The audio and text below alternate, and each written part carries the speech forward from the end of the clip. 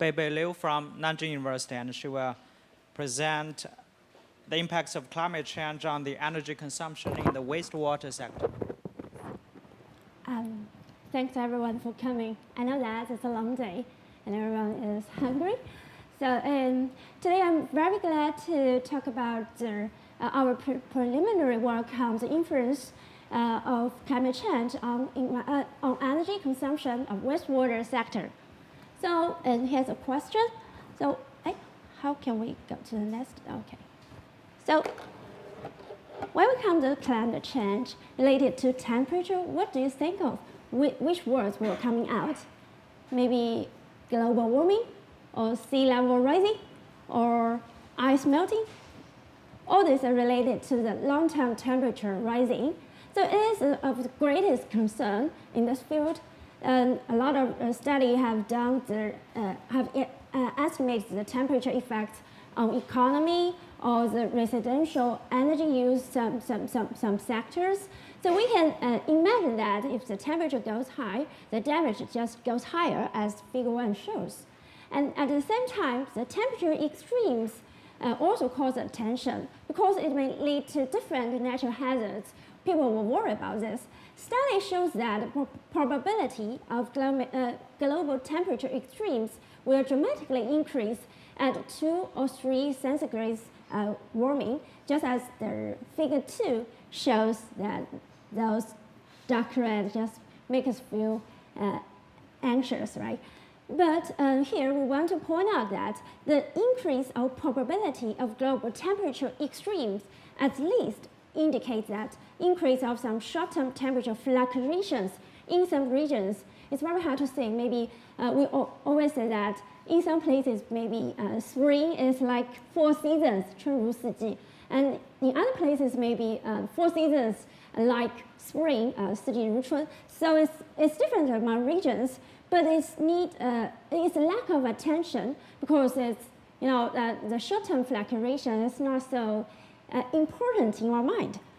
However, operation of some energy-intensive industries may respond to short-term temperature fluctuations quite a lot. For example, in our research, we concern about the wastewater treatment sectors.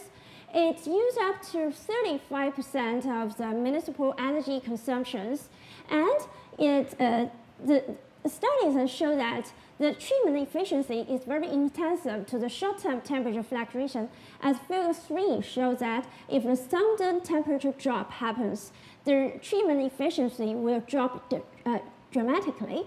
So our guess is that it may cause the extra energy use due to keep the system stable and to keep the emissions meeting the standards. So it may cause more energy use. So here come to our questions. The first one is about does climate change? In our study, we concern the average temperature change, the short-term fluctuation, and days of the extremes.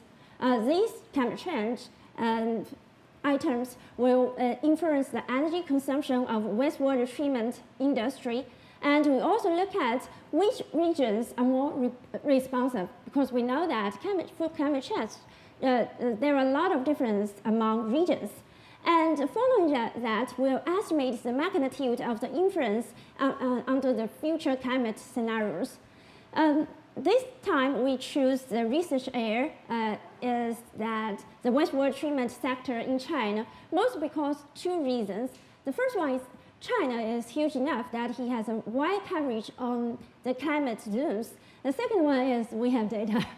So here come to our data and methodology. The data part 1 is about the wastewater treatment firm level data. It is drawn from the China Environment Statistical Database. That is the most intensive environment macro data set in China now. And we use information on the individual wastewater treatment electricity consumption, the electricity scale, the pollution discharge, and wastewater treatment technologies, and also the locations of these wastewater treatment plants from the data set. And it covers about 5,000 plants across all 31 provinces in mainland China for about 10 years. So the part 2 data is about the meteorological data. It's open source and it's nothing new. We just use the dataset of daily surface observations values in the individual years in China and match the location of the observation station and the wastewater treatment plants. And we aggregate the daily data to the yearly frequency because our data for each plants for each year, we only have one record. So we aggregate to the yearly frequency. And for the data, part 3 is if we want to estimate the future climate scenarios, we need the future climate data. So we use the next GDDP data set. This is a data set will provide a downscaled projections across the global for 2 representative concentration pathways. In our research, we use 2, that is RCP 4.5 and RCP 8.5. And because the time is limited for us for this presentation, so currently we only derive from 5 of these 21 GCM models, and we only calculate the end of century that point. We do not have a dynamic one. That's the data part. For the methodology part, it's very important to developing the climate change variables. The first one we develop is the short-term temperature fluctuations. We calculate the arithmetic average of moving daily temperature differences between the continuous 2 days across the 365 observations every year. This is for short-term temperature fluctuations. And for the average temperature is almost the same as other research. And for the extreme temperatures, we calculate the data, the number of days with daily temperature higher or lower than the extremely higher or lower temperature threshold of this location. It's very important to point out that here, when we talk about extreme temperature, that is location specific. That does not mean those absolute data. It's based on this location and based on this season. It's specific, time specific and location specific. And for the second part, we need to estimate the effects of the climate change on wastewater treatment energy consumption. That is to get the temperature response function. So here we use an econometric model called panel fixed effects model. It's a panel data, the 10 years and a lot of places. And here we use the fixed effects model mostly because that it has an advantage of control for time and individual heterogeneity that can cut down the climate effects of bias associated with time and individual specific traits. So we use the fixed effects model.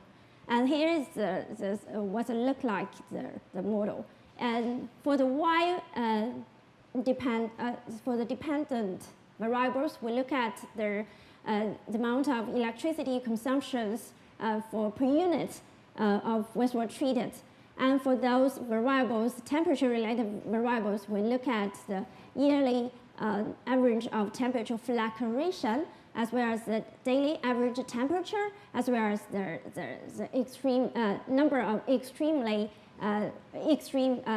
temperature days. And it was also careful controls the plant characteristics, including the pollution influence, effluent, treatment capacity, load, and treatment technologies. And here we have the plant fixed effects, year fixed effects, and province by year fixed effects. For the third part, for the end of century forecasting, that is called damage function. Firstly, we will use the coefficient from the temperature response functions. We use that coefficient. And we also get those changes of climate change variables from the future climate change scenarios. And we calculate the plant-based annual electricity consumption change. And then we put the nationwide, actually we can put the city level or provincial level or national level temperature change according to the electricity consumption change. That's what we will do for the damage function.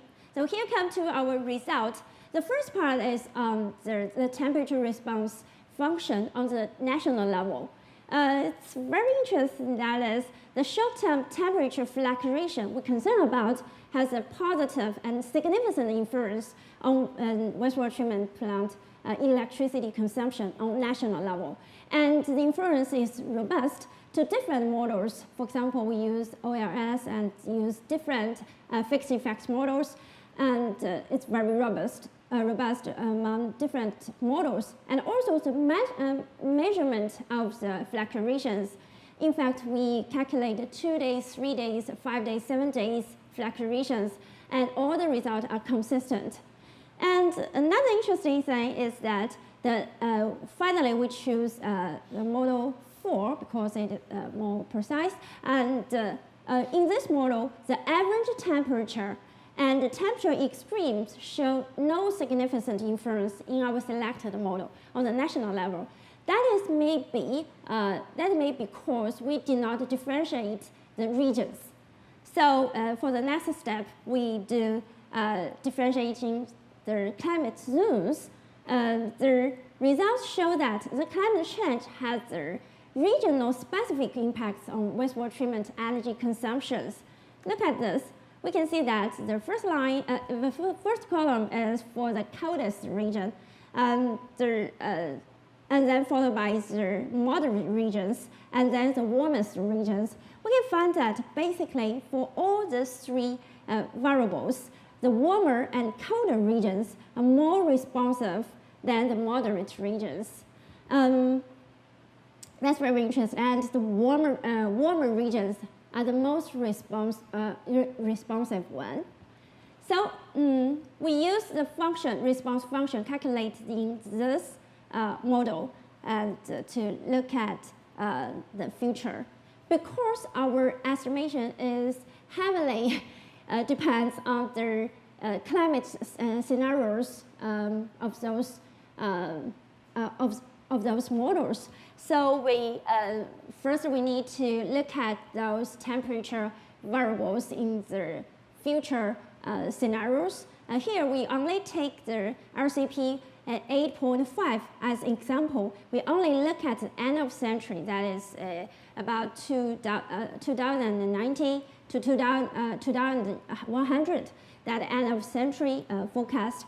And we found that the most area of China, look at the red box on the upside corner, will experience an increases both in the temperature and the short-term temperature fluctuation. That is, nationwide, we will experience an increase. And look at the maps. We can see that the increase's magnitude is different. Most like the warmer and colder air have more changes. And as for the wastewater treatment plant's energy consumption under the RCP 8.5, we see an increase of about 30% in an average of 5 models of energy consumption. And we found that according to the pictures below, we can see that the colder air and the warmer air, that the color is darker. That is, it increases more. So as the energy consumption change, the colder and warmer air also respond more.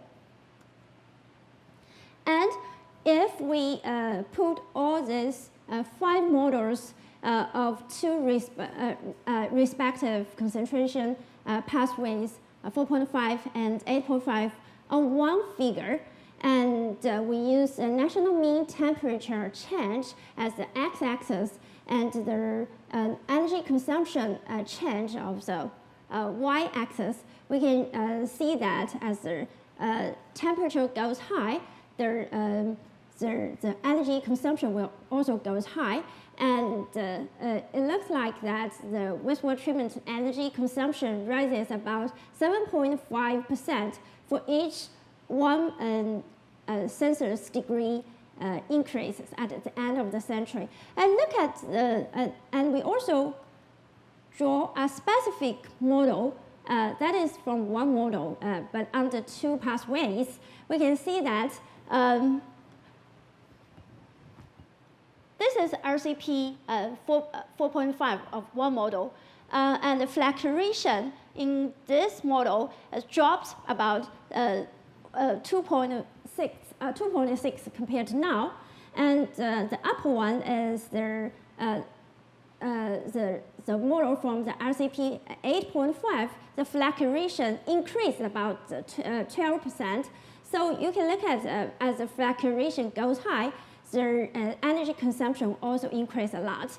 So here come to our preliminary consumptions. The first one is that we look at the short-term temperature fluctuation. It's meaningful because it has a positive and significant influence on wastewater treatment energy consumptions on national level. And the magnitude of the influences is different among climate zones.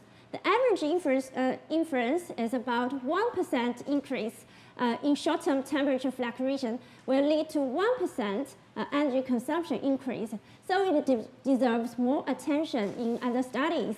And the second one is that climate change has a regional specific impacts on wastewater treatment energy consumption.